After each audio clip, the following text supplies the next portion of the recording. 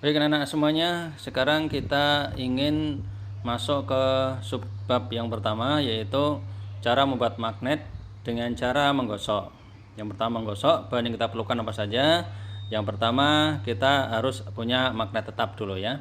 Yang kedua kita harus punya bahan-bahan yang sifatnya mudah kuat ditarik magnet atau bahan ferromagnetik. Nah, yang ketiga kita perlu punya alat ujinya, yaitu paku-paku kecil ini. Nah, bagaimana caranya nanti Bapak jelaskan. Nah, apa itu bahan ferromagnetik? Anak-anak kemarin sudah tahu semuanya ya. Ferromagnetik itu adalah bahan yang bagaimana? Oke, yaitu bahan yang ditarik dengan kuat oleh magnet. Misalnya Bapak cek ini ya. Mana yang ferromagnetik? Misalnya satu ini kita tarik ya. Oh, kuat ya. Ini termasuk ferromagnetik. Kemudian yang lain misalnya. Oke, ini kuat juga. Kemudian yang lain lagi misalnya ini, yang ini, nah ini tidak ditarik kuat berarti bukan ferromagnetik, mungkin paramagnetik ya. Kemudian yang lain misalnya yang ini, yaitu yang sana ferromagnetik, yang ini, iya. Nah, yang kita pakai untuk membuat magnet buatan adalah yang sifatnya ferromagnetik ya. Misalnya Bapak ambil yang ini. Bagaimana cara menggosoknya? Baik. Nah, untuk menggosoknya maka harus dengan cara tertentu, yaitu pertama, ujung dari magnet tetap ini itu harus kita tentukan dulu ya. Ini kutub apa? Namun magnet yang Bapak bawa ini adalah belum punya kutubnya atau belum ditentukan kutubnya ya. Nah, nanti anak-anak bisa menggunakan magnet yang sudah punya kutub. Nah, sekarang Bapak ambil gambaran secara umum saja untuk magnet yang belum punya kutub. Nah, cara menggosoknya adalah, perhatikan baik-baik, kita harus menggosok dengan arah tertentu ya.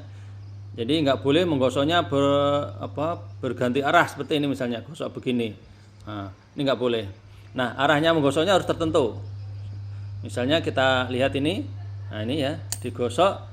Misalnya digosok ke arah kanan, gini misalnya. Jadi semuanya digosok ke arah kanan. Nah begini, terus gosok ke kanan begini. Nah, nanti cara mempraktekannya anak-anak harus menggosok dengan berulang-ulang, diulang-ulang menggosoknya. Gosok terus berulang-ulang dari kiri ke kanan, terus gitu digosok. Nah, oke. Nah, setelah digosok nanti benda ferromagnetik dia akan punya sifat kemagnetan. Nah, cara menggosoknya tentu arahnya ya. Ini karena situasinya Bapak agak kesulitan untuk memperlihatkan secara langsung ya. Yang jelas digosok dengan arah tertentu. Nah, ini benda ferromagnetik kita uji dulu bagaimana, apakah bisa menarik benda ferromagnetik yang lain atau tidak sebelum Bapak gosok. Nah, tadi sudah ada sedikit tergosok oleh Bapak, maka benda ferromagnetik ini bisa mengangkat paku kecil. Nah, berarti tadi sudah mendapat sifat kemagnetan. Nah, sebelum digosok itu tentunya tidak bisa kita uji dengan yang belum digosok tadi. Coba kita cek ya. Oke. Nah, sebelum digosok kan ini seperti ini, tapi ini secara umum sebelum digosok itu nggak bisa menarik benda-benda kecil yang sifatnya ferromagnetik ya. Tadi setelah digosok dengan arah tertentu maka dia punya sifat kemagnetan dan menggosoknya dengan arah tertentu. Oke ya. Nah, kemudian nanti bagaimana menentukan kutub-kutub magnet yang sudah digosok dengan arah tertentu tadi, maka nanti akan Bapak jelaskan selanjutnya ya. Oke, itu yang pertama, yaitu cara membuat magnet dengan cara menggosok. Sekarang yang kedua, cara membuat magnet dengan cara apa? Cara induksi. Apa induksi? Nah, induksi adalah, anak-anak nanti sambil bisa melihat bukunya, dari benda yang tidak bersifat magnet atau benda ferromagnetik ini ya, dilihat, kita cek dulu apakah bisa mengangkat. Nah, ternyata nggak bisa. Nah, ada sedikit, berarti punya sifat kemagnetan sedikit. Kita cari yang tidak punya sifat kemagnetan sama sekali. Oke, ini ya, nggak bisa menarik sama sekali. Nah, sekarang kita induksi. Bagaimana caranya? yaitu bisa mendekatkan magnet ini kepada benda ferromagnetik, ya, didekatkan atau bisa ditempelkan. Lihat baik-baik. Misalkan Bapak tempelkan dulu ya. Oke, benda ferromagnetik Bapak tempeli dengan magnet. Oke.